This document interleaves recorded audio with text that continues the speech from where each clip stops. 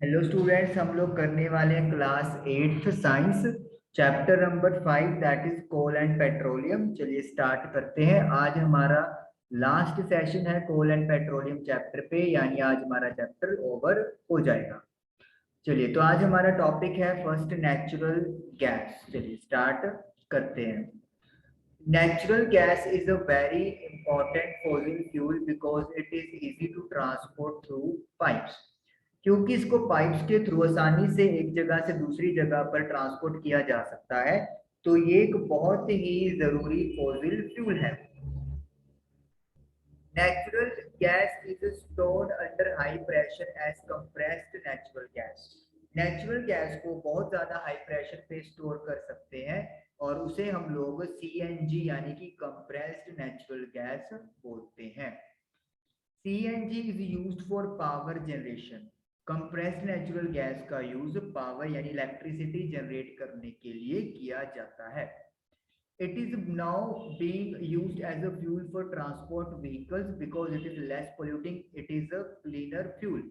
और आजकल जो इसको फ्यूल के तौर पे यूज करते हैं, जो कि व्हीकल्स में हम लोग इसको पुट कर लेते हैं, क्योंकि इसका पोल्यूशन कम होता है और ये एक क्लीन फ्यूलर के तौर पे जाना जाता है। मतलब एज कंपैरेटिवली पेट्रोल डीजल, इससे होने वाला पोल्यूशन कम होता है। The great advantage of CNG is that it can be used directly for burning in homes and factories where it can be supplied through pipes. जो बहुत बड़ा एडवांटेज है CNG compressed natural gas का, वो ये है कि इसे हम लोग डायरेक्टली घरों में और फैक्ट्रीज में बर्निंग पर्पस के लिए यूज किए कर सकते हैं, जहां पे इसकी सप्लाई पाइप्स के थ्रू हो सकती है। Such a network of pipelines exist in Vadodara, Gujarat, some parts of Delhi and other places. ये जो पाइपलाइन का नेटवर्क है, ये गुजरात वडोदरा में, दिल्ली के कुछ हिस्सों में और दूसरी जगहों पर फैला हुआ है। मतलब ये नेटवर्क जो है पाइपलाइंस का बिछाया गया है इन जगहों पर। Natural gas is also used as a starting material for manufacture of a number of chemical and fertilizers. बहुत सारे केमिकल और फर्टिलाइजर्स को बनाने में नेचुरल गैस को एज अ स्टार्टिंग मटेरियल भी यूज किया जाता है। India has vast reserve of natural gas. हमारे इंडिया में नेचुरल गैस के बहुत बड़े बड़े रिजर्व्स हैं, मतलब यहाँ से हमें नेचुरल गैस मिल जाती है। तो नेचुरल गैस का जो यूज है, उसको एज अ स्टार्टिंग मटेरियल, कुछ चीज बनानी है आपने एक, उससे पहले कुछ और चीज चाहिए आपको, तो उसमें नेचुरल गैस का एक बहुत बड़ा रोल है या उससे यूज किया जाता है। In our country, natural gas has been found in Tripura, Rajasthan, Maharashtra and in Krishna Godavari Delta. हमारी कंट्री में नेचुरल गैस कहाँ कहाँ पे मिली है? त्रिपुरा, राजस्थान, महाराष्ट्र और कृष्णा गोदावरी के डेल्टा के हमें ये नेचुरल गैस मिली है। ओके, नेक्स्ट चलते हैं। सब नेचुरल सोर्सेज आर लिमिटेड। तो नेचुरल सोर्सेज जो हमें मिलते हैं, कुछ वो लिमिटेड होते हैं, जैसे सनलाइट है वो लिमिटेड नहीं है, लेकिन कोल पेट्रोलियम हमें पता है they are limited. Coal and petroleum are fossil fuels. ये फॉसिल फ्यूल्स हैं coal petroleum. It required the dead organisms million of years to get converted into these fuels. लाखों साल लग जाते हैं तब जाकर डेड ऑर्गेनिजम्स जो है वो कोल और पेट्रोलियम में कन्वर्ट होते हैं। On the other hand, the known reserves of these will last only a few hundred years. लेकिन दूसरी तरफ इनके जो रिजर्व्स हैं, जो मतलब हमारे पास जहाँ से कोल पेट्रोलियम मिल रहा है, वो कुछ ही सालों तक चलेंगे, मतलब उसके बाद ये खत्म हो जाएंगे। Moreover, burning of these fuel is a major cause of air pollution. इसके अलावा अगर ये फ्यूल्स जलते हैं तो इनसे एयर पोल्यूशन होता है, या एयर पोल्यूशन का बहुत बड़ा कारण इन फ्यूल्स का बर्न होना है।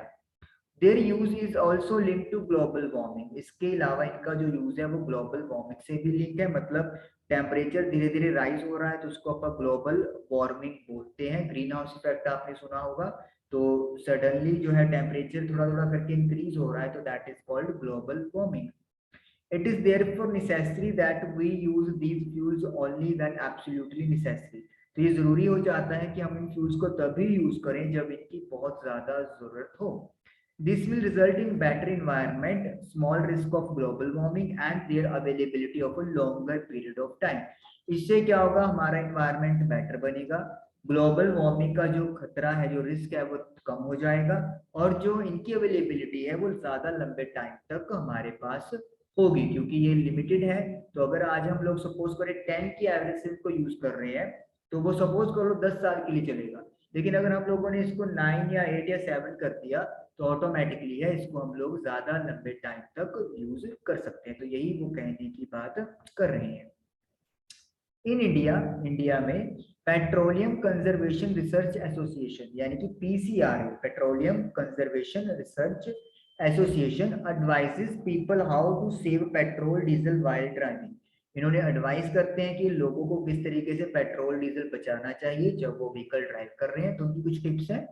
Drive at a constant and moderate speed as far as possible. जितना कोशिश हो सके एक कांस्टेंट यानी कि स्टेबल स्पीड पे और एक कम स्पीड पे अपना व्हीकल चलाना चाहिए। Switch off the engine at traffic lights. जब ट्रैफिक लाइट्स पे आप होते हो, रेड लाइट होती है, तो वहां पे अपना इंजन ऑफ कर दें। और at a place where you have to wait, और कहीं पे अगर आपको वेट करना है तो वहां पे भी अपने व्हीकल का इंजन ऑफ कर दें। Ensure correct tyre pressure. Tyre का जो प्रेशर है, एयर प्रेशर, वो आप करेक्ट रखें। And regular maintenance of vehicle, और व्हीकल की टाइम टू टाइम मेंटेनेंस करते रहें, ताकि अगर उनके इंजन में कोई प्रॉब्लम है या जिसकी वजह से वो ज्यादा फ्यूल कंजम्पशन कर रहे हैं वो कम हो जाए। तो ये चैप्टर हमारा फिनिश हुआ और इसमें एंड में समरी की हमें क्या सीखने को मिला है। तो what you have learn, coal, petroleum and natural gas are fossil fuel. Coal, petroleum और नेचुरल गैस फॉसिल फ्यूल्स हैं। Fossil fuels were form from dead remains of living organisms million of years ago. लाखों सालों पहले जो organism living थे और फिर वो मर गए, और उसके बाद जो उनका पोर्शन डिकम्पोज नहीं हो पाया, उससे ये फॉसिल फ्यूल बने। Fossil fuels are exhaustible resources. ये फॉसिल फ्यूल एक दिन खत्म हो जाएंगे, ये हमारे पास लिमिटेड अमाउंट में है। एक्सहॉस्टेबल मतलब जो एक टाइम पे आके खत्म हो जाएंगे। Coke, coal tar and coal gas are products of coal. Coal को प्रोसेस करके कोक, कोलतार और कोल गैस, ये तीन चीजें मिलती हैं। Petroleum gas, petrol, diesel, kerosene, paraffin wax, lubricating oil are obtained by refining petroleum. Petroleum से हमें काफी सारी चीजें मिलती हैं जब उसको अपन प्योर रिफाइन कर लेते हैं, जिसमें पेट्रोलियम गैस है, पेट्रोल है, डीजल है, कैरोसिन है, पैराफिन वैक्स है, लुब्रिकेटिंग ऑयल है। ये सारी पेट्रोलियम को रिफाइन करके चीजें मिलती हैं। Coal and petroleum resources are limited. Coal और पेट्रोलियम के रिसोर्सेज लिमिटेड है। We should use them judiciously. इसलिए हमें इनको न्यायपूर्वक यानी कि ठीक ढंग से यूज करना चाहिए। इनका मतलब अपन को ऐसे वेस्ट में यूज नहीं करना चाहिए, अननेसेसरी यूज नहीं करना चाहिए। नेक्स्ट क्वेश्चन राइज होता है, क्या कोल, पेट्रोलियम जो है और नेचुरल गैस है, क्या हम लोग लेबोरेटरी में इनको बना सकते हैं डेड ऑर्गेनिज्म से? जिसका आंसर है नहीं। Why? There formation is very slow process. इनके बनने का प्रोसेस बहुत ज्यादा स्लो है। And conditions for their formation can not be created in the laboratory. और जिन कंडीशन के अंडर ये बनते हैं वो लेबोरेटरी में क्रिएट नहीं की जा सकती। तो इसलिए लेबोरेटरी में हम लोग इनसे, डेड ऑर्गेनिज्म से, कोल, पेट्रोलियम और नेचुरल गैस नहीं प्रिपेयर कर सकते। तो ये चैप्टर आप लोगों का 5th चैप्टर यहीं पे ओवर हुआ। आई होप कि आपको चीजें क्लियर हुई होंगी। Thank you for watching the video.